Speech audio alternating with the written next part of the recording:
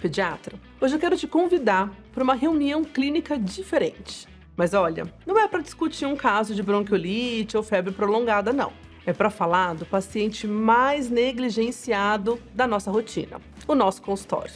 Isso mesmo. Hoje o caso clínico é sobre um consultório. E quem vai nos ajudar a entender essa história é a JT, uma pediatra de 31 anos que acabou de alugar uma salinha e decidiu pela primeira vez tentar viver da pediatria que acredita. Mas o quadro não é simples e eu vou te contar.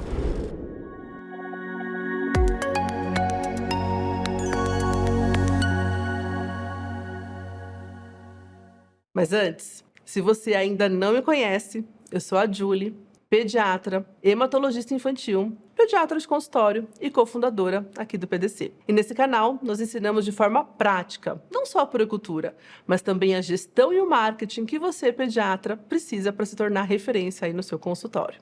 Então já se inscreve no canal, ativa o sininho e vem comigo para essa conversa que pode mudar a sua forma de ver e cuidar do seu consultório. Bora lá? Bom, a JT trabalha na porta de um hospital e no ambulatório do convênio. E abriu um consultório recentemente na mesma rua do hospital, o que para ela parecia uma vantagem. A agenda no particular ainda está zerada. No convênio, ela só consegue horário para daqui 4 meses. Mas as consultas duram só 20 minutos, o que significa que ela nem precisa estudar muito, sabe? Já que é tudo muito corrido mesmo. Ela está rodeada de colegas que já tentaram consultório particular, mas desistiram. Não dá dinheiro, é muito arriscado, você vai se arrepender. Ela ouviu tudo isso. E como acontece com muitos de nós, esses comentários começaram a minar a autoconfiança da JT. Nas últimas semanas, ela desenvolveu taquicardia, insônia e uma sensação constante de frustração.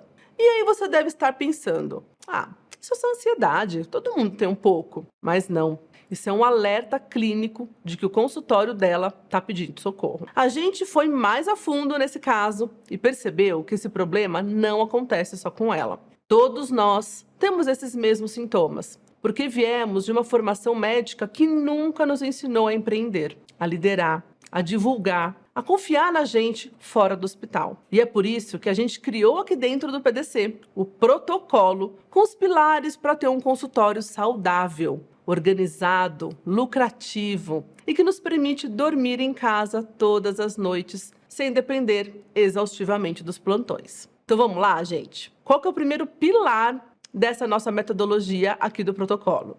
A puericultura.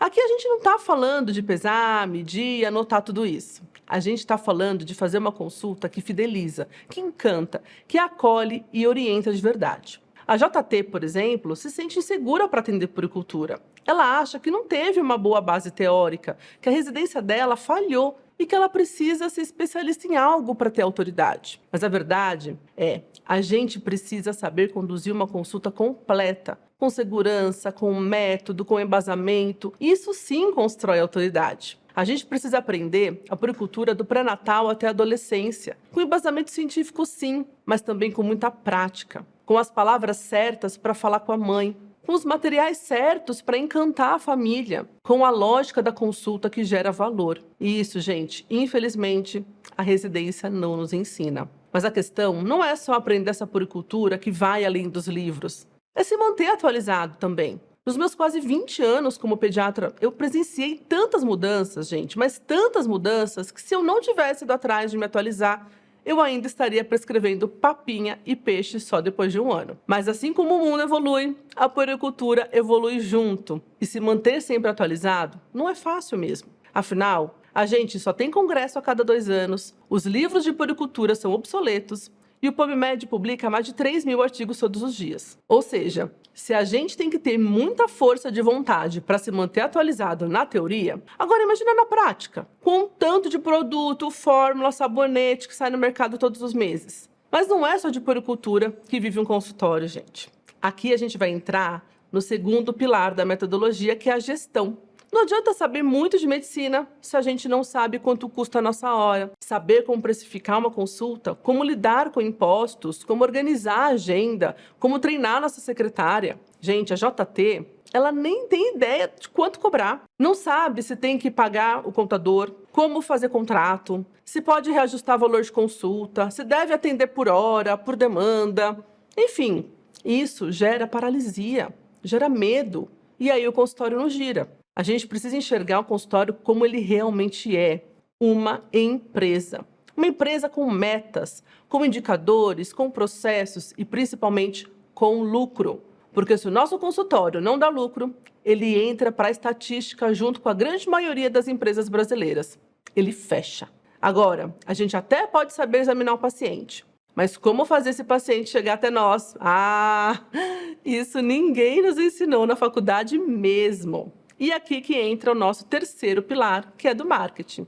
A JT até criou um Instagram profissional, mas morre de medo de postar qualquer coisa. Tem vergonha, medo do julgamento dos colegas, receio de parecer, assim, comercial demais. Mas o que ela ainda não percebeu é que divulgação ética é cuidado, é presença, é construir uma ponte entre o que a gente faz e quem precisa conhecer o nosso trabalho. Aprendendo a falar com as mães, como gerar desejo e como atrair os pacientes certos. Aqueles que vão valorizar nosso trabalho, nosso atendimento e caminhar com a gente por anos. Mas construir uma marca não se resume a ter um Instagram profissional. Tem a ver com posicionamento, com emoções, com lembrança. E isso, gente, nenhum livro de pediatria ensina a gente como fazer, infelizmente. Mas ainda está faltando o último pilar, aquele que eu senti muita falta, gente, por 15 anos, que é o ambiente. Muita gente subestima esse pilar. Mas o ambiente certo muda tudo. O ambiente aqui fala sobre as pessoas ao nosso redor. No caso da JT, o ambiente dela falava que o consultório não dava certo, que era melhor se acostumar a viver de plantão. Falavam até que pediatra de verdade não fica aparecendo no Instagram. Por isso, a gente precisa saber muito bem quem estará por perto, porque o nosso ambiente pode nos afundar ou nos erguer. Então, vou deixar uma reflexão aqui para vocês. Em qual ambiente você está? Quais pessoas você está escolhendo ouvir? Pensem aí com carinho e, olha, nem precisa compartilhar aqui comigo não, tá bom? Mas, voltando aqui para o nosso caso, depois de entender tudo isso, a JT começou a aplicar o protocolo. Com calma, com orientação, com apoio da nossa comunidade. Ela começou a estudar puericultura com método, entendeu como precificar, aprendeu a se posicionar no digital e organizou a sua rotina com a secretária. E sabe o que aconteceu? O consultório dela começou a respirar. E ela também. Então, pediatra, como está a saúde do seu consultório hoje?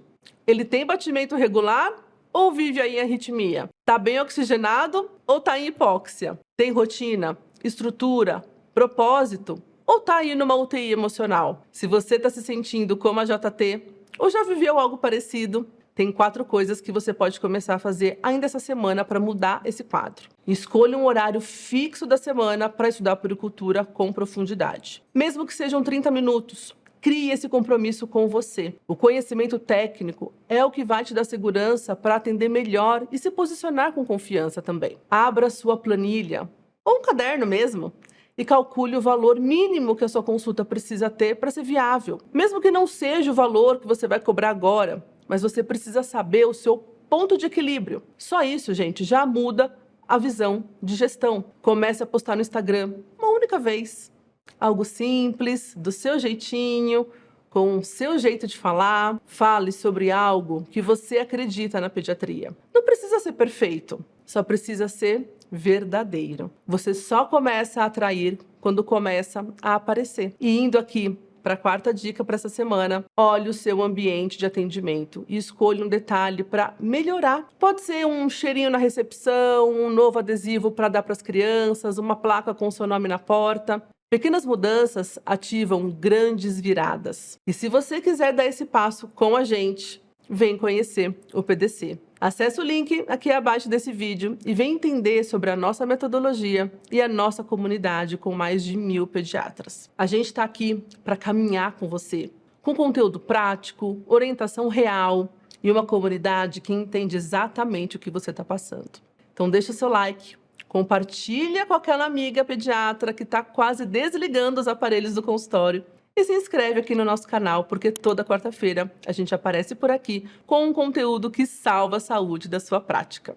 Um beijo e até o próximo vídeo.